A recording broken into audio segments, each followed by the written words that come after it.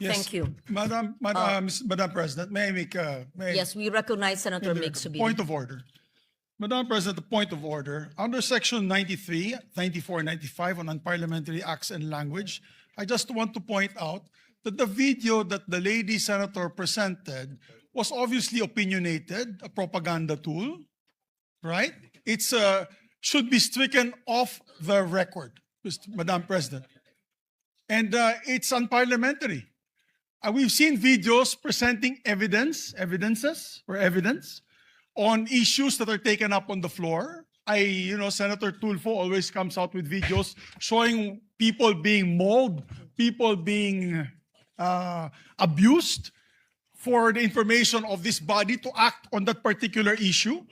But to come up with an opinionated piece like that, ganong klaseng video na propaganda, na sowing intrigue. Kasi ako, Madam President, hindi naman ako sang-ayon sa people's charter change.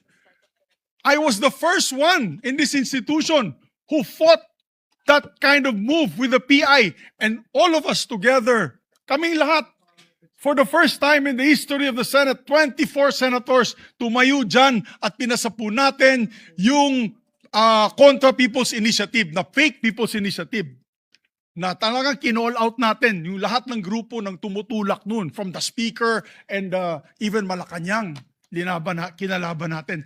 Kaya wala kami kinalaman dyan. Bakit sinama kami dyan sa propaganda na yan? Na dahil kami, Duwag 11? Ano ba yan? Bulaga 11? At grade 13? That should not be shown here. Because what will stop us now, Madam President, for that lady senator, that we come up also with a propaganda video here, papalabas din namin, yung mga sala nila. Oo, kung ano-ano, hindi naman kami ganyan. No? To gain traction, to gain views and publicity, will destroy our fellow colleagues here? Walang ganyanan. Hindi ako nagagalit. Kilala niyo ako. Ako pinaka-amiable dito. Mahal ko kayo lahat. Pero hindi tama yung pangyayaring iyon. Hindi ba? Kung galit po kayo, magsalita po siya dyan, magalit siya sa gobyerno niya. Magalit siya sa kapatid niya. Burahin niya kapatid niya. Pero wag naman niya idamay yung mga tao na walang kinalaman dyan. Katulad niya, never ako kinausap ni Senate President Soto.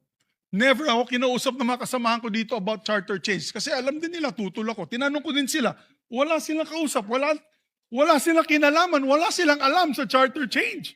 This whole group is just nodding, shaking their heads. There is no such thing. Inday-badiday na ba tayo dito sa Senado? Kaya nga sinasabi, we're a circus. I apologize to those who are watching. They think we're a circus. We are a circus because this type of language that we are pushing in this August chamber, it's unparliamentary, Madam President. It is unparliamentary. And I'll tell you now, these people here, ladies and gentlemen, in this body, are not in favor of any amendments to the Constitution. We just want to bring back the integrity of this same chamber. Cannot we discuss that as a group, as a body, that we fight for our integrity, for the good name to be brought back, for people like Jokno, people like Tanyada, people like Aquino, people like Salonga, even Frank Drilon, people like Miriam Defensor Santiago, Joker Arroyo, who stood here for what was the best times of our institution. Have we forgotten that and we've made it already like a circus, Madam Chair? I do not agree. Because I'm not Macamarcos. I'm not, so when you come up with a propaganda tool like that, hitting all of us, it makes us look that we are, nasa panig po kami ng mali at nasa panig po kami ng mga demonyo. Diba? May panindigan po kami lahat dito, Madam President. So therefore, you can see my passion on this. I move to strike the horrible propaganda video off the records of this great institution, Madam President.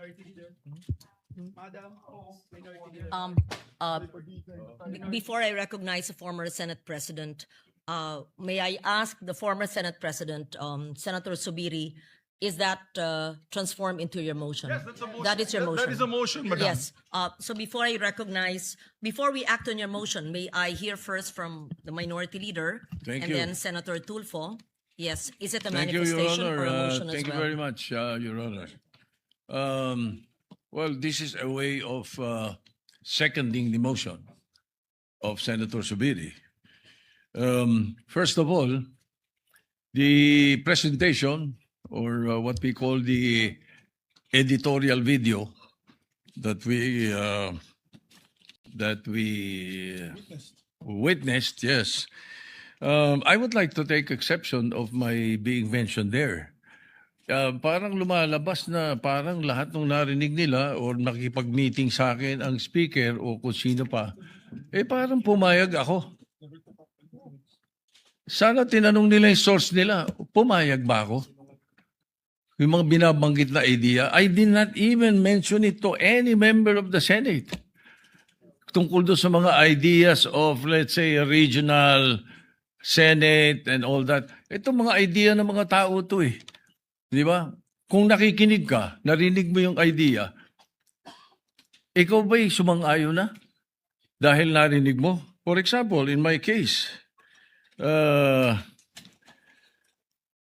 have never been in favor of charter change. Never. From the day I became a senator up to the present, ang dami namin pinagdaanan dyan. Ang mas gusto ko, CHA. C-H-A, not charter change. Ang kailangan natin, CHA, character change. That is what we need. Kaya kung merong, let's say, may idea ang Speaker of the House, gustong kausapin ng Senate President at sinasabi nila, meron silang mga membro, ganito, idea ganito, nag-idea ganito, ay ibig sabihin ba nun, mali na kagad ako dahil narinig ko? Ano? Did I agree? Ang sabi ko pa nga, if we're going to change or amend, not change, amend, ang nabanggit ko. If you're going to amend the Constitution, baka ako pumayag sa isang bagay lang, sabi ko. At yun kumbaga sa in jest ko pa sinabi.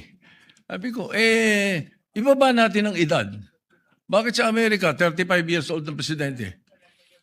Ang senator, 30. Bakit sa atin 40 and 35? Kaya mali pa rin yung sinasabi doon sa isa sa comment sa the distinguished lady na sinasabi, gusto ko raw iakyat into 50 para ma-disqualify doon sa Duterte. That's not true, Mr. President, Madam President. That's impossible. I never said that. Di ba? I have nothing to do with the proposal for any elections of Sara Duterte in 2028. For all you know, I might vote for her. Di ba? Ano pa yan eh? Hindi pa pwedeng porque pinag-uusapan, narinig mo, yun na kagad. At saka lalabas dito na para bang ako'y nakikiisa. I have nothing to do with the allegations of Chacha. I heard the proposals. I never brought it up to my colleagues, any one of them. Hindi ko binanggit eh. As a matter of fact, there was one time na sinasabi yung meeting daw namin, Senator Lacson was there. He dropped by because he had the board meeting. Tapos sabi ko, tama-tama, nagkamali siya ng pasok. Andun lang kami. Well, it's not a room. It's just the VIP area that's open, very open. Sabi ni Senator Lacson, anong ginagawa nyo rito? Nagkamali ako ng pasok. Hindi, sabi ko, nagkwentuhan lang kami. Sabi ko, at tinanong ko pa siya, ilan ba yung kwartong pinapagawa sa new Senate building? I even asked him that. Bakit? Sabi niya, why? Ito kang kako, yung mga congressmen gustong gawing regional. Gusto nilang gawing 36 ang mga senador. Sabi ko, tatanong ko kung kakasya ron. We were joking. So yung mga source na nakikinig ng mga kwento, parang they make it sound sinister. Mag-ingat po tayo sa mga ganong kwento. Hindi ko sinasabing hindi nangyari. Nangyari. Yung nag-usap kami, nakita kami. As a matter of fact, you will not be surprised. You should not be surprised if I often see Bo GD. Because Bo GD is my golf mate. ang mga golfing friends namin, every now and then, nagkaka-dinner kami. And during that time, na pinag-uusapan nila yung na binabanggit na nag-meeting daw kami dahil sa Chacha. Parang ganun ang dating eh. That's not true.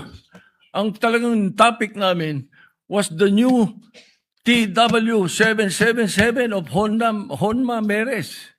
It's a new set of clubs that Speaker Boji was telling me that he wanted to buy and asked me if I've tried it already. Eh kami mga golfing buddies na grupo eh.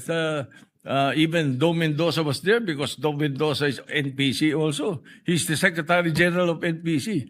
So pagka nakikita-kita kami almost every 2 weeks, every month we have an NPC meeting. We always miss you, Madam President, because you seldom attend. You know? So hindi dapat masamahin kung nag-uusap-usap ang mga politiko. Kung may mga idea mga politiko.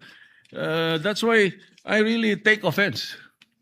I take exception to what was presented. But I don't care about what the other mention or the other things that were mentioned. But as far as the issue of my involvement in Chacha is concerned, I vehemently deny.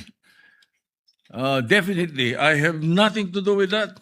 And I second the motion of Senator Subiri that the editorial video should be stricken off the record because it appears na parang mayroon tayong sinister na plano na kasama kami. Thank you. Yes. Madam President. Thank you very much. Just so that there's a proper order, according to who first raised his hand, I saw Senator Erwin Tulfo. I saw Senator. I am was it objecting to the Senator motion, Madam President. Let me just Senator Sherwin Gatchalian, was it? Senator Kiko Pangilinan and Senator Ping Lacson and Senator Bam Aquino, Senator Rafi Tulfo and Senator Rodante Marcoleta. I hope I am not accused of favoring the minority, although I heard the good senator.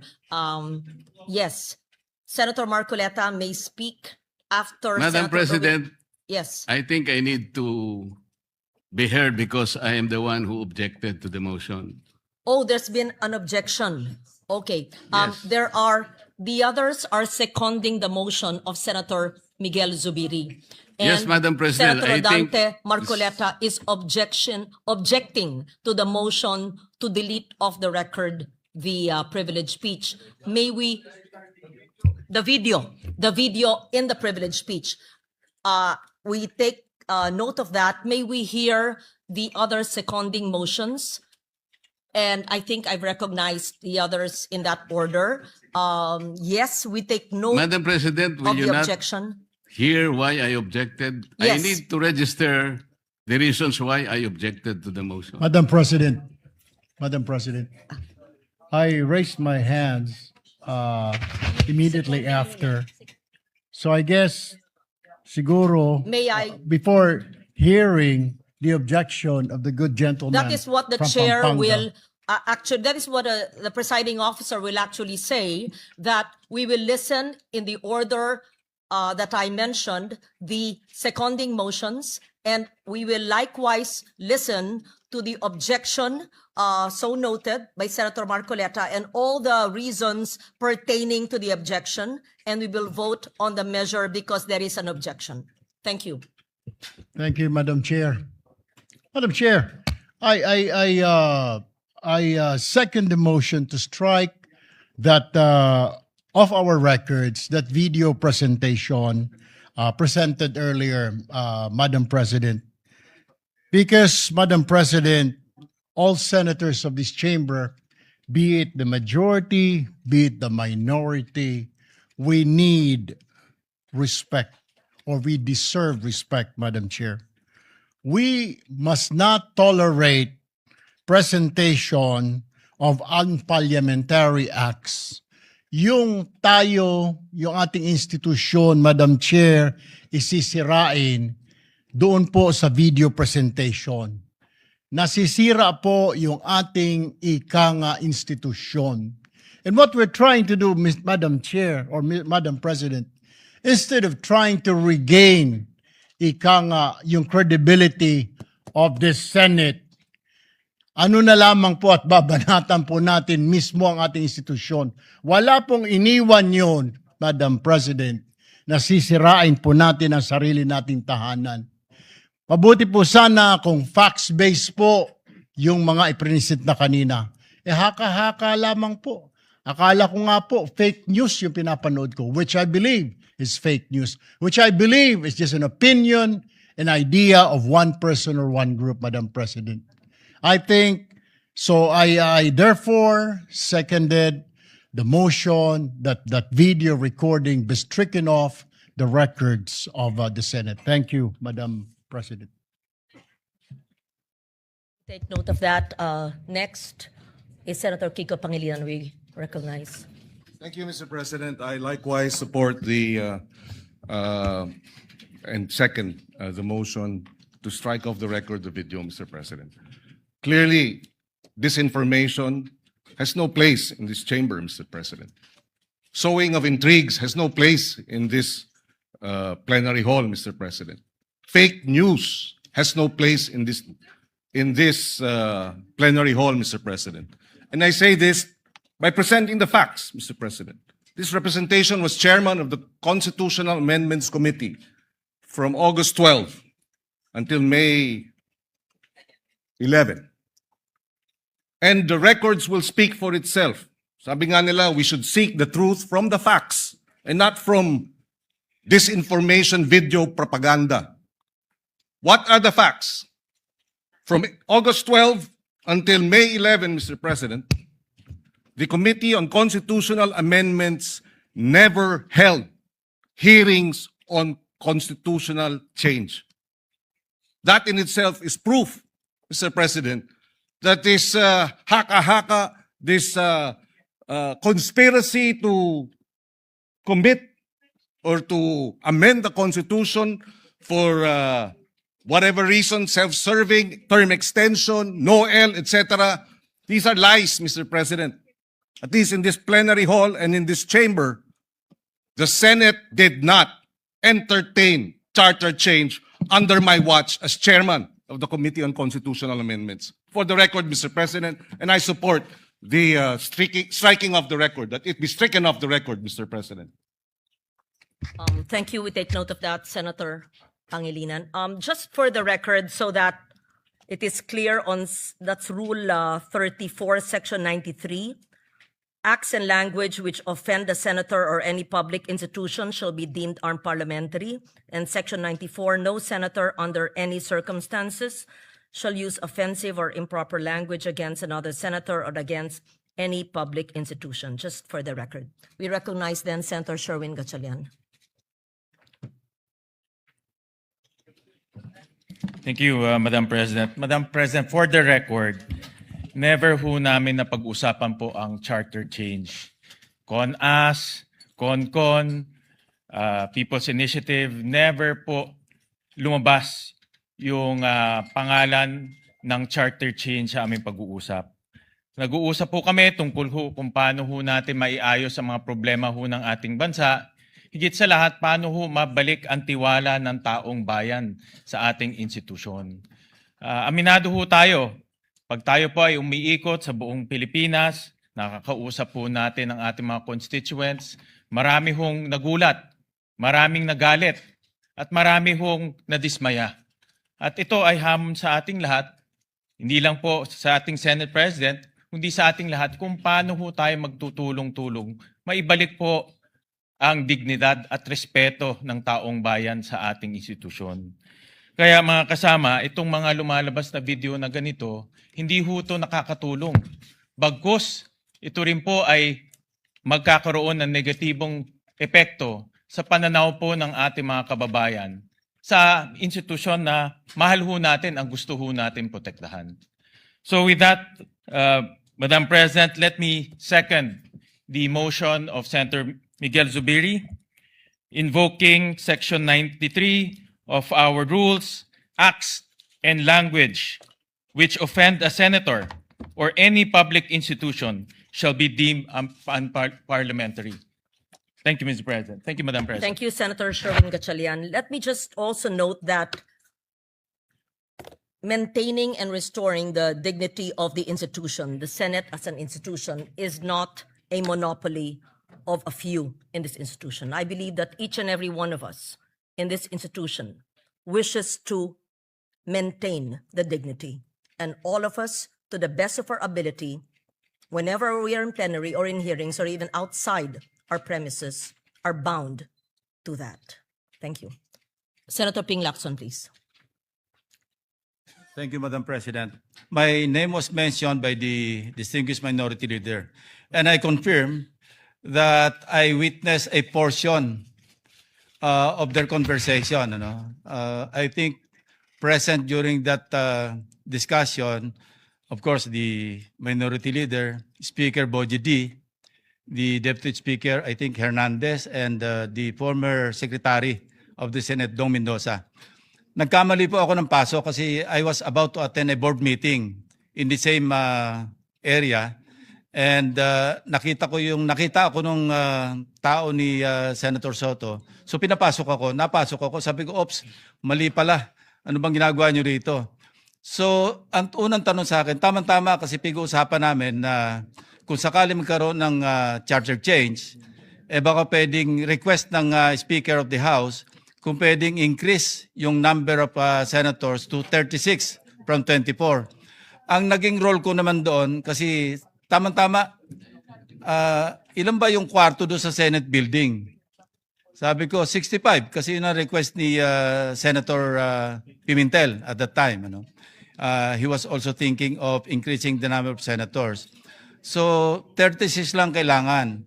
So, after that, and I confirm na probably ako yung sinasabi ni Lito Banayo na source, because immediately or the following Thursday, we used to have this Thursday eating club attended by Lito Banayo, Gringo Hunasan, and several other personalities. Some former senators, former congressmen, incumbent congressmen, sometimes Governor Rudito Albano would be there, ex-Congressman Suplico, and several others.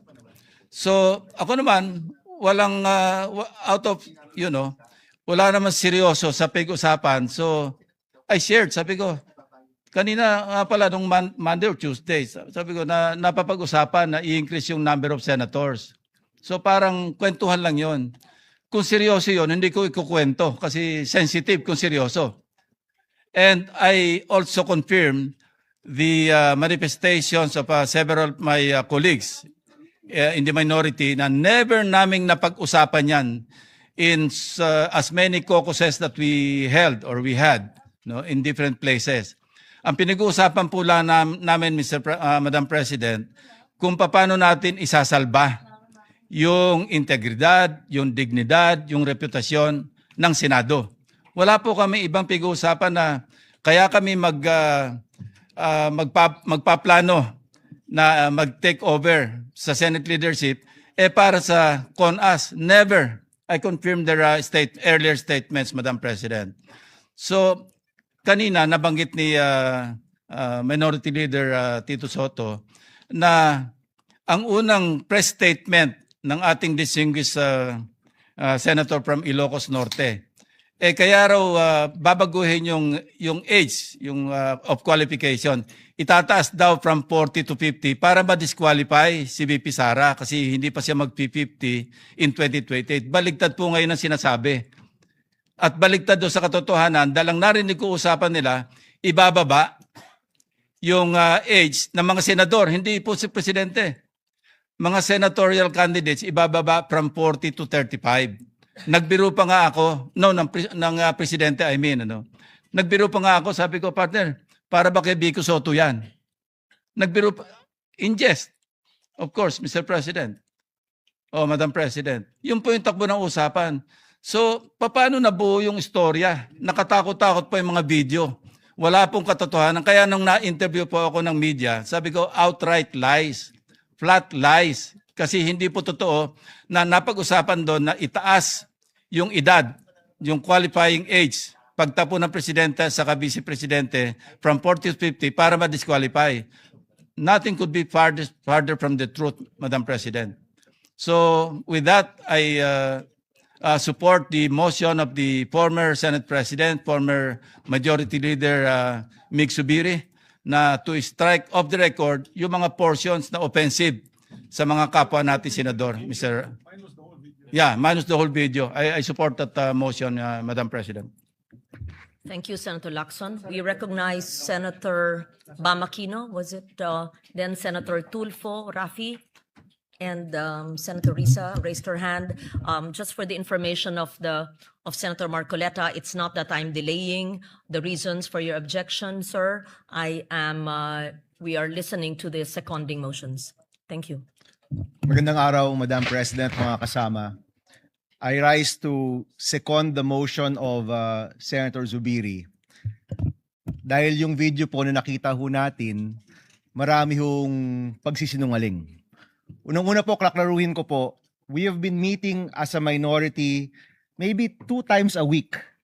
No? Baka naging 3 times pa yan. At ni isang beses po na pag-usapan ang constitutional change. Hindi ho yan binanggit ni former Senate President Soto, ni Senator Lacson. Hindi ho yan nabanggit ni isang beses. Wala hong pag-push, wala pong nagsabi, mag-meeting tayo para mag-chacha, para mag-conas, wala pong nangyaring ganyan. Unang-una pong fake news. Pero nais ko pong balikan yung video. Ano po ba yung sinasabi ng video? Sinasabi po ng video, nagkaroon ng leadership change dito sa Senado dahil pinipigilan ang charter change o CONAS. Hindi ho ba? Yan po yung ibig sabihin ng video, na yung bagong mayorya nagsama-sama para pigilan ang isang charter change.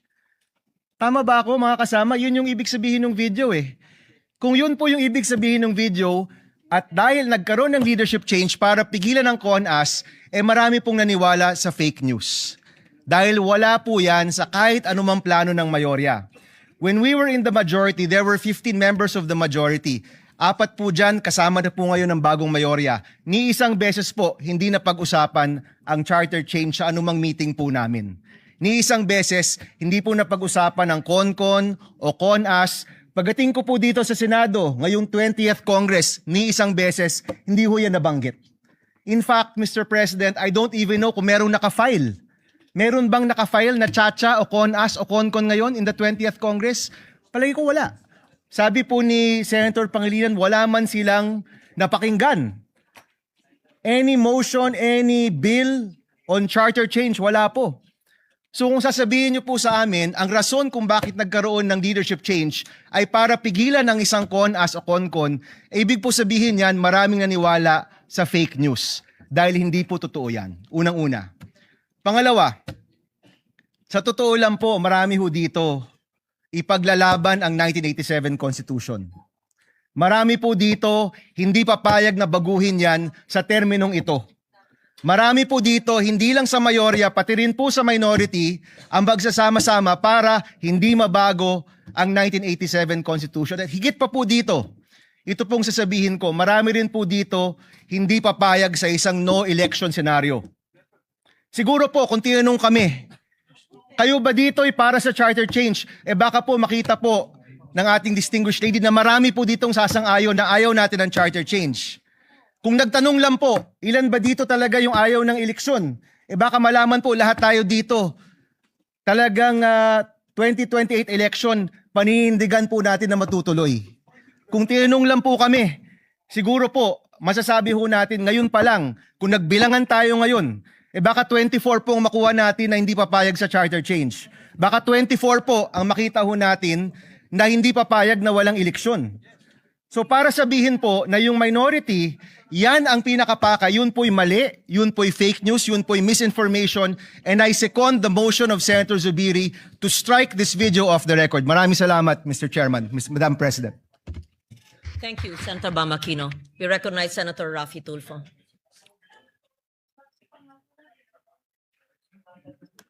Madam President, I support the motion of Senator Mig Subiri to strike sa record yung video presentation ni Senator Amy Marcos. I've been in public service broadcasting sa media for almost 30 years now. First time na ako nakita ng House Show presentation kanina.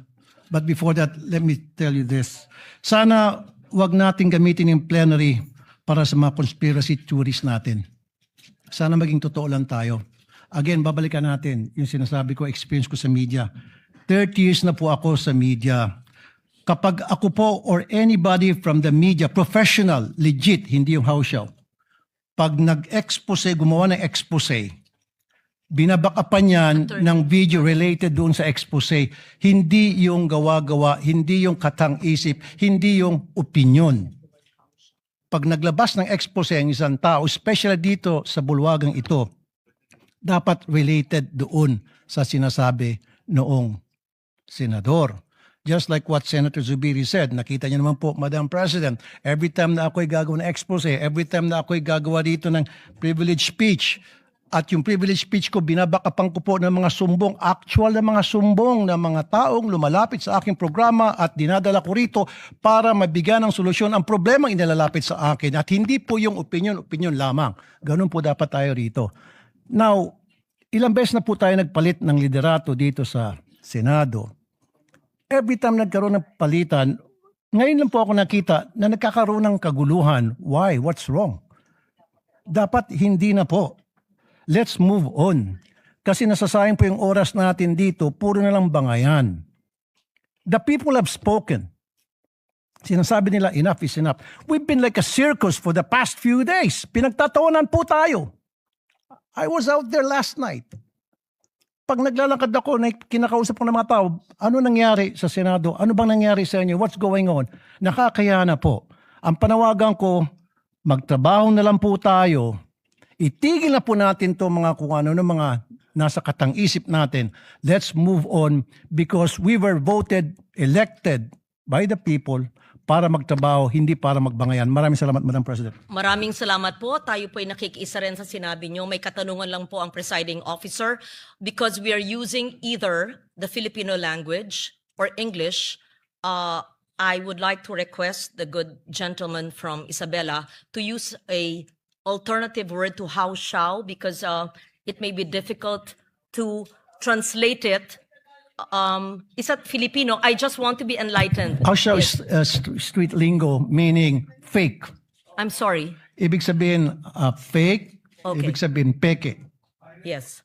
So that it's clear because I Pirated. was also asked. So are Pero you Tagalog na yun. are you there editing or amending the statement? Sige, from Because how even shall, the, let's the edit it to spelling was not clear fake. also to the stenographers.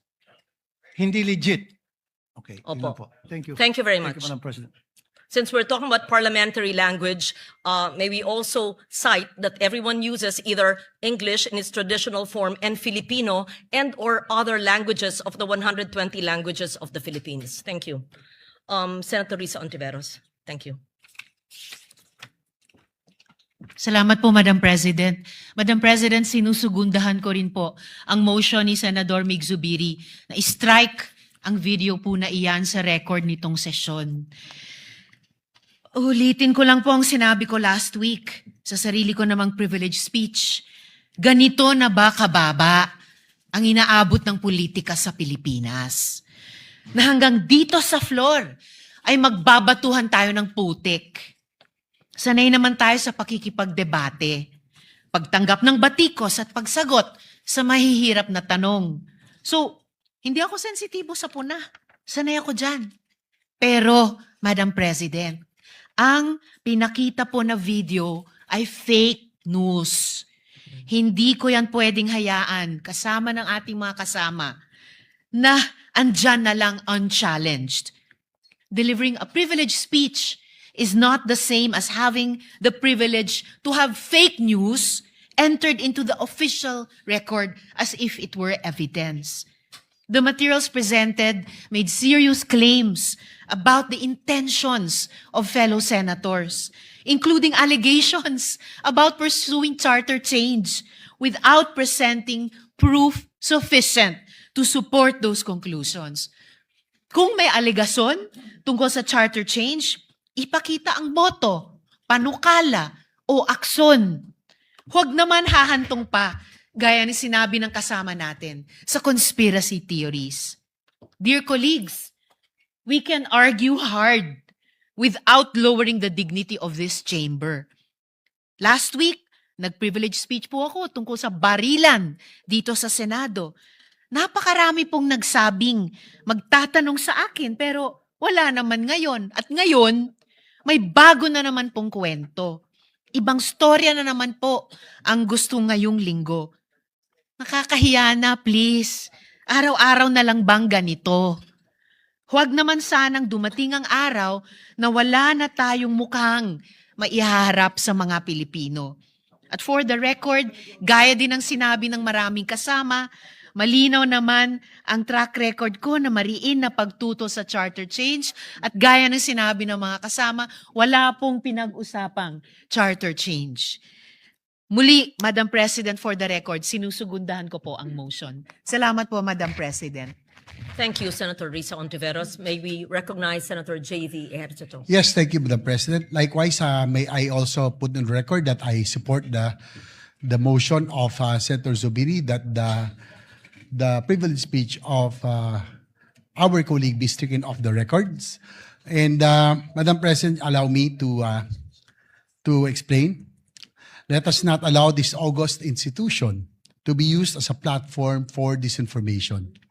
Fake news is already a serious problem in our country, one that continues to mislead the public, distort important issues, and erode trust in our institutions.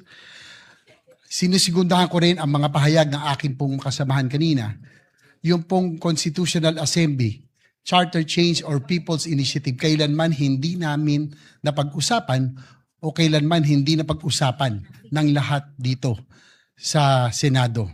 At siguro kung magbabalik na ho tayo, Madam President, naalala ko po, siguro first time in history that 24 senators came up that rostrum declaring that we are all in unison against People's Initiative, against Charter Change, and against any Constitutional Assembly.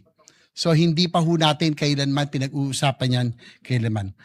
Precisely, Madam President, we are policymakers. We carry a greater responsibility to uphold the truth and set a higher standard in our public discourse. Madam President, sa atin po, sa akin na lang po, personally, I feel sad about what is happening to our institution lately. And I guess all of us has that duty on what we have to do to bring back that trust, that dignity this institution has always been remembered. Ibalik natin dapat ang tiwala ng taong bayan sa Senado, hindi dapat dagdagan na ito po ay malugmok pa. Ibalik ang tiwala sa Senado. Maraming salamat po, Madam President. Thank you. I believe that all the members of the minority have signified their feelings about and thoughts about the privileged speech of Senator Marcos.